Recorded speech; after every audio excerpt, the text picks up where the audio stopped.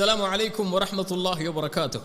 அல்லாஹுடைய மார்க்கத்திற்காக தியாகம் செய்த நபித்தோழர்களுடைய வரலாற்றில் சஅத் இப்னு முஆத் ரலியல்லாஹு அன்ஹு அவர்களுடைய வரலாறு எம்மை ஆச்சரியப்படுத்தும். 30 அல்லது 31வது வயதில் அல்லாஹுடைய மார்க்கத்தை ஏற்றுக்கொண்ட அந்த தோழர் 36வது வயதில் மரணமாகி விடுகிறார். 5 அல்லது 6 வருடங்கள் தான் அல்லாஹுடைய தூதர் ஸல்லல்லாஹு அலைஹி வஸல்லம் அவர்களோடு அவருடைய வாழ்க்கை. ஆனால் அந்த 6 வருடத்தில் அவர் செய்த தியாகம் அல்லாஹ்விடத்திலே சொர்க்கத்தை வாங்கி தந்தது, அல்லாஹுடைய தூதருடைய அங்கீகாரத்தை வாங்கி தந்தது.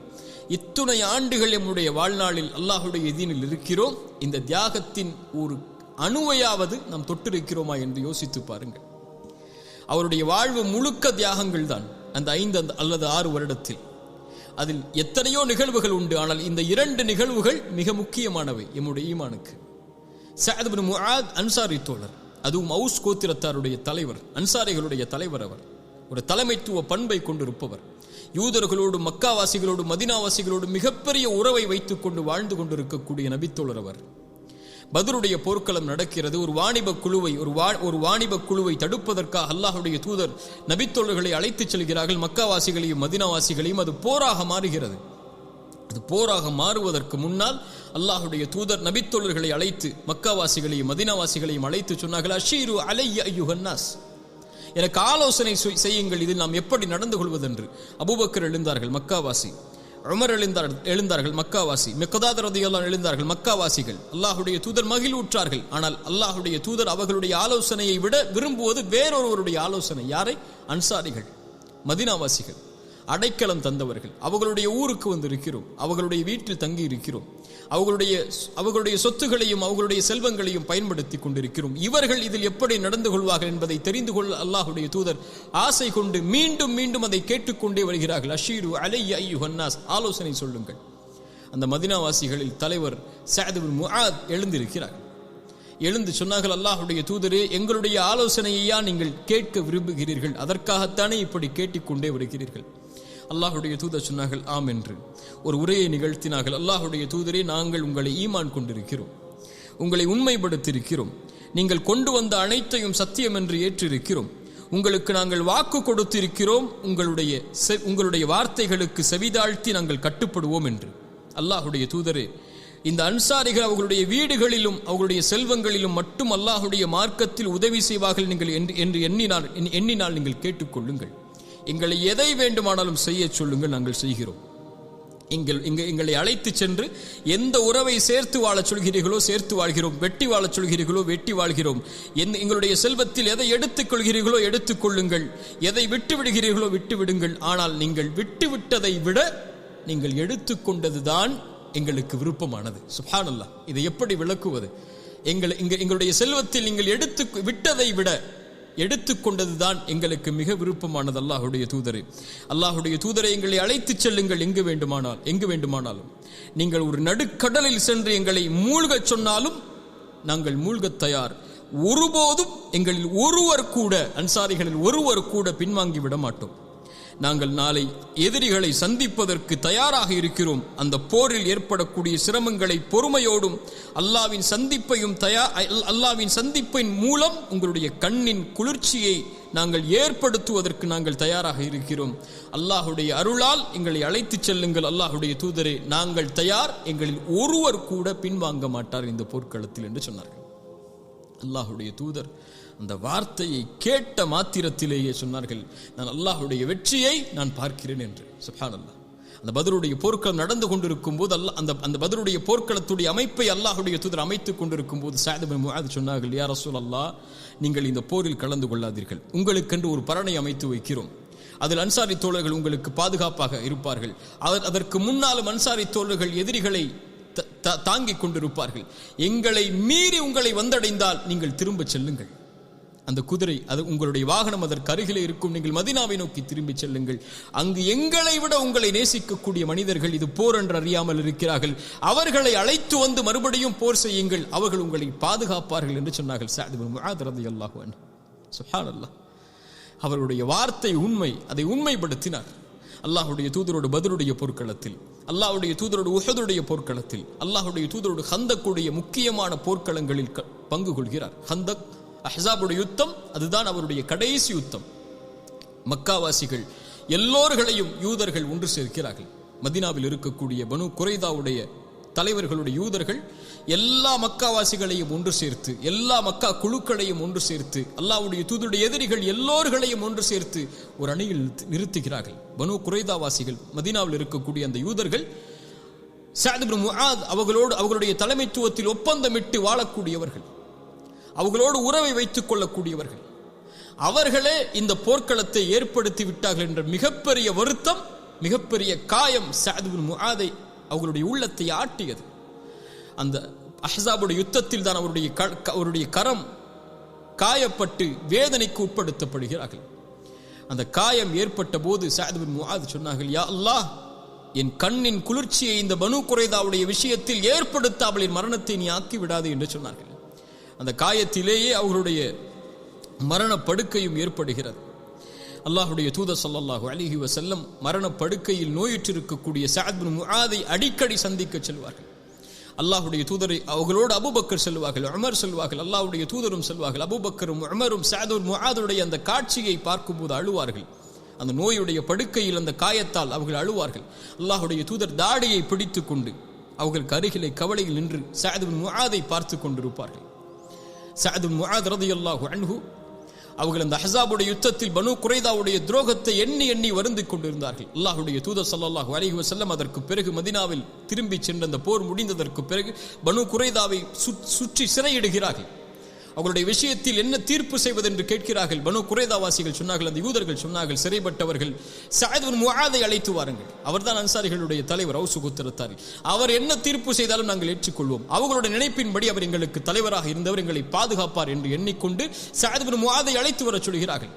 சஅத் இப்னு முஆதை ஒரு வாகனத்தில் ஏற்றிக்கொண்டு சஹாபாக்கள் தூக்கி அவரை சுமந்து சென்று அந்த பனு குரைதாவுடைய தீர்ப்புக்காக அழைத்து செல்கிறார்கள். அழைத்து செல்லும் போது அல்லாஹ்வுடைய தூதர் சஅத் இப்னு முஆத் வருகையை பார்த்தவுடன் சொன்னார்கள், கூமு இலா சய்யிதிக்கும், உங்கள் தலைவருக்காக நீங்கள் எழுந்து சென்று அவரை வரவேற்று வாருங்கள், அவர் நோயுற்றிருக்கிறார். வரவேற்று வந்து அமர வைக்கப்படுகிறது. சஅத் இப்னு முஆதை பார்த்து அல்லாஹ்வுடைய தூதர் சொன்னார்கள், சஅத் இப்னு முஆதே, பனு குரைதாவாசிகள் உன் தீர்ப்பை ஏற்றுக்கொள்வதற்காக உண்மை அழைத்து வர சொன்னார்கள், நீ என்ன தீர்ப்பு செய்தாலும் அவர்கள் ஏற்றுக்கொள்வார்கள். பனு குரைதாவாசிகளை பார்த்து கேட்டார்கள், நீங்கள் ஏற்றுக்கொள்வீர்களா? நாம் ஏற்றுக்கொள்வோம். முஸ்லிம்களை பார்த்து கேட்டார்கள், நீங்கள் ஏற்றுக்கொள்வீர்களா? ஏற்றுக்கொள்வோம். அல்லாஹ்வுடைய தூதர் ஸல்லல்லாஹு அலைஹி வஸல்லமுக்கு முன்னால் தலைதாங்கி நின்றார்கள். அல்லாஹ்வுடைய தூதரே, இவர்களுடைய தீர்ப்பு அல்லாஹ்வுடைய தூதருக்கு எதிராக, மார்க்கத்திற்கு எதிராக திரண்ட இந்த யூதர்களை திட்டம் தீட்டி சதி திட்டம் செய்து ஒப்பந்தத்தை முறித்த இந்த யூதர்கள் எல்லோர்களையும் நாம் கொலை செய்து விடுவோம் அல்லாஹ்வுடைய தூதரே, இதுதான் இதனுடைய தீர்ப்பாக அமையும் என்று சொன்னார்கள். அல்லாஹ்வுடைய தூதர் சொன்னார்கள், அல்லாஹ்வுடைய சட்டத்தோடு உம்முடைய சட்டம் இணைந்து விட்டது சஅத் இப்னு முஆதே என்று. அல்லாஹு அக்பர். அல்லாஹ்வுடைய சட்டத்தோடு உம்முடைய சட்டம் இணைந்து விட்டது சஅத் இப்னு முஆதே என்று சொன்னார்கள். அல்லாஹு அக்பர். எப்படிப்பட்ட நபித்தோழர் பாருங்கள். அவருடைய மரணப்படுக்கை அல்லாஹ்வை அழைக்கிறார்கள், யா அல்லாஹ், எனக்கு தெரியும் விருப்பமானது என்னுடைய உள்ளத்திற்கு அல்லாஹ்வுடைய தூதருக்கு துரோகம் செய்து, அல்லாஹ்வுடைய தூதரை விரட்டி, அல்லாஹ்வுடைய தூதருக்கு துன்பம் கொடுத்த இந்த குறைஷிகளுக்கு எதிராக போர் செய்வதுதான் என்னுடைய உள்ளத்தில் இருக்கக்கூடிய விருப்பம் என்று உனக்கு தெரியும். யா அல்லாஹ், இந்த போர் இனிமேல் நடக்கும் என்றால் என்னை உயிரோடு வை. அல்லாஹ்வுடைய தூதரை பாதுகாப்பதற்காக. இந்த போர் முடிந்து விட்டதென்றால், இனிமேல் இதற்கு பிறகு பிரச்சனை இல்லை என்றால், யா அல்லாஹ், என்னுடைய காயத்திலேயே எனக்கு மரணத்தை ஏற்படுத்தி ஷஹீதாகக்கூடிய அந்தஸ்தை கொடுத்து விடு. போரில் ஏற்பட்ட காயத்தின் மூலமாக மரணமாகிறார் அவர் ஷஹீத், அதனால் அந்த ஷஹீதுடைய அந்தஸ்தை எனக்கு கொடுத்து விடு என்று துஆ செய்தார்கள். அல்லாஹ் அந்த துஆவை அங்கீகரித்தான்.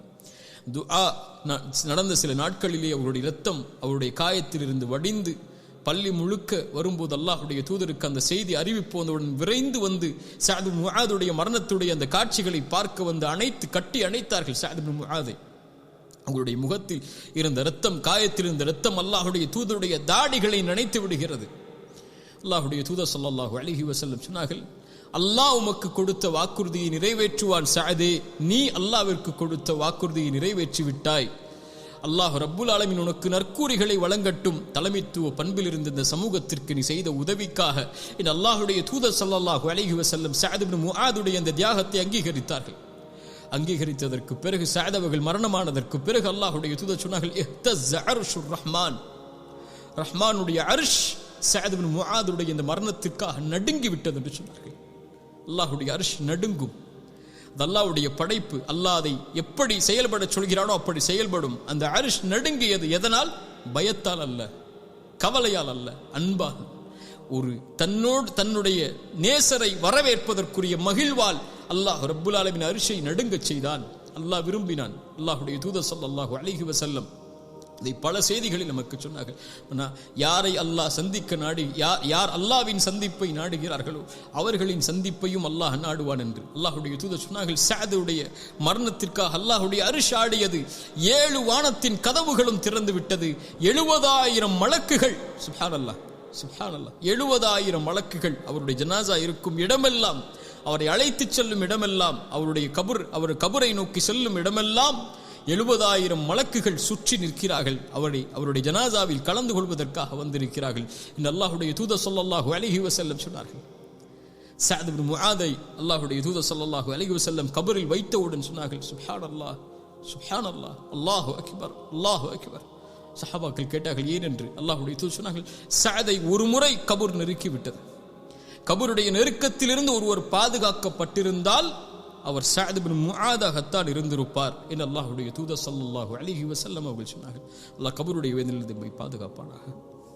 ரசூலுல்லாஹி ஸல்லல்லாஹு அலைஹி வஸல்லமுடைய வாழ்நாளில் வெறும் 6 வருடங்களில், சுப்ஹானல்லாஹ், அதான் முக்கியமானவை, வெறும் 5 அல்லது 6 வருடங்களில் அல்லாஹ்வுடைய தீனுக்காக அவர் தன்னை அர்ப்பணித்து அல்லாஹ்வுடைய தூதரையும் அல்லாஹ்வுடைய மார்க்கத்தையும் ஒரு தலைமைத்துவ பண்பிலிருந்து பாதுகாத்து பணிவோடும் அல்லாஹ்வுடைய மார்க்கத்துடைய நெருக்கத்தோடும் வாழ்ந்த அந்த தோழர் இந்த தீனுக்காக செய்த தியாகத்தால் அல்லாஹ்வுடைய தூதர் ஸல்லல்லாஹு அலைஹி வஸல்லம் அவர்களுடைய நாவிலிருந்து நற்செய்தி உண்டாகட்டும், அல்லாஹ் உமக்கு கொடுத்த வாக்குறுதியை நிறைவேற்றுவான், நீ சொர்க்கவாதி, நீ அல்லாஹ்விற்கு கொடுத்த வாக்குறுதியை நிறைவேற்றியதால் அல்லாஹ் உமக்கு நற்கூலிகளை வழங்கட்டும் என்று அல்லாஹ்வுடைய தூதருடைய நாவால் நற்செய்தி பெற்ற நபித்தோழர் சஅத் இப்னு முஆத் அல்லாஹ்வுடைய அரிஷ் ஆடியது. சுப்ஹானல்லாஹ், ரஹ்மான் அவனுடைய அரிஷை நடுங்க வைத்தான் அவருடைய மரணத்திற்காக. 70,000 மலக்குமார்கள் படைசூழ அவருடைய ஜனாஸா அடக்கம் செய்யப்பட்டது. அல்லாஹ்வுடைய மார்க்கத்திற்காக அவர்கள் உண்மையோடு நடந்து கொண்டார்கள். அல்லாஹ் அதைத்தான் சொல்கிறான், மினல் முஃமினீன ரிஜாலுன் ஸதகு மா ஆஹதுல்லாஹ் அலைஹ், அல்லாஹ்விற்கு கொடுத்த வாக்குறுதியை நிறைவேற்றியவர்கள். அல்லாஹ்வுடைய தூதரை அழைத்து செல்லுங்கள், எங்கு வேண்டுமானாலும் நாங்கள் உங்களுக்காக மரணிக்க தயார், உங்களுக்காக நாங்கள் எதையும் யாரையும் இழக்க தயார். பனு குறைதாவை இழந்தார்கள், தீர்ப்பு கொடுத்தார்கள். பத்ருடைய போர்க்களத்தில் தியாகம் செய்தார்கள், உஹதுடைய போர்க்களத்தில் தியாகம் செய்தார்கள், அஹ்ஸாபுடைய யுத்தத்தில் நடந்த காயத்தால் மரணமானார்கள். ரிஜாலுன் ஸதகு மா ஆஹதுல்லாஹ் அலைஹ், அல்லாஹ்விற்கு கொடுத்த வாக்குறுதியை நிறைவேற்றியவர்கள். மின்ஹும் மய்யந்ததிர், இன்னும் சிலர் அதற்காக காத்துக் கொண்டிருக்கிறார்கள் என்ற குர்ஆனுடைய வசனத்திற்கு ஏற்ற நபித்தோழர்கள் இவர்கள். அல்லாஹ் இந்த தியாகத்தில் இருந்து படிப்பினை பெறக்கூடிய மக்களாக அல்லாஹ் உங்களையும் என்னையும் ஆக்குவானாக. ஜஸாக்குமுல்லாஹு கைரன். அஸ்ஸலாமு அலைக்கும் வரஹ்மத்துல்லாஹி வபரகாத்துஹு.